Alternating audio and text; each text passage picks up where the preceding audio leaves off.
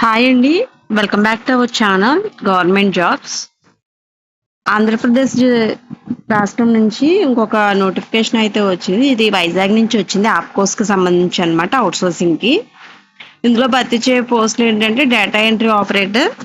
దీనికి డిగ్రీ చదివి ఉండాలి, కంప్యూటర్ నాలెడ్జ్ కొంచెం ఉండాలి, డిప్లొమా లేదా పీజీ డిప్లొమా చేసి ఉండాలి.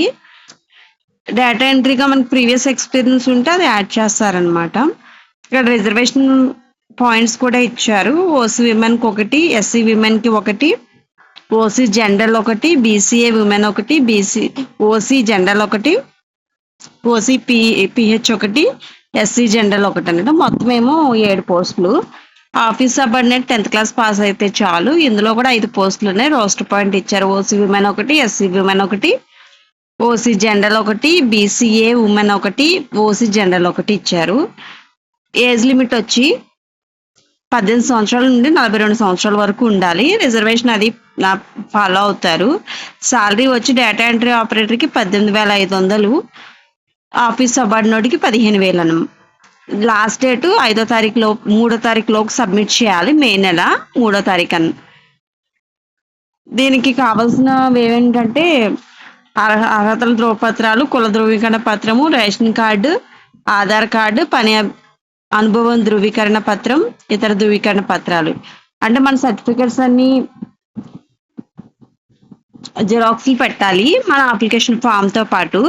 ఇది 3వ తారీఖు లోపు గనక ఇవ్వకపోతే రిజెక్ట్ చేస్తారు. అప్లికేషన్ ఫామ్ వచ్చి ఇట్లా ఉంటుంది. ఇది ఇందులోంచి ప్రింట్అవుట్ తీసుకుని ఇక్కడ ఫోటో పెట్టాలి. నేము, తండ్రి పేరు, భర్త పేరు, పుట్టిన తేదీ, ఇవన్నీ డీటెయిల్స్ అన్ని ఫిల్ చేయాలి. ఇక్కడ వచ్చి స్టడీ సర్టిఫికేట్కి సంబంధించి అనమాట. మనం ఫస్ట్ క్లాస్ నుంచి 10th క్లాస్ వరకు అడిగారు ఇక్కడ. అప్పటివరకు ఎక్కడ చదివాము ఏంటి అనేది. ఇదేమో technical qualification, academic qualification, 10th class. మనం ఇంకేదైనా అదర్ క్వాలిఫికేషన్ ఉంటే అవన్నీ యాడ్ చేస్తాము. తర్వాత ఇవి మన డీటెయిల్స్ అనమాట. మనం ఏమేమి సర్టిఫికేట్స్ యాడ్ చేయాలనేది ఇక్కడ ఉంది, టిక్ పెట్టాలి.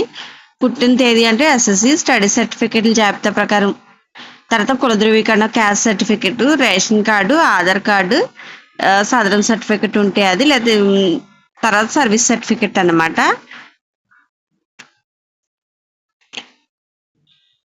ఇవి ఏంటంటే అకాడమిక్ క్వాలిఫికేషన్స్, టెక్నికల్ క్వాలిఫికేషన్స్ ఇక్కడ పెడతాము. ఇక్కడ సైన్ పెట్టి సబ్మిట్ చేయడమే.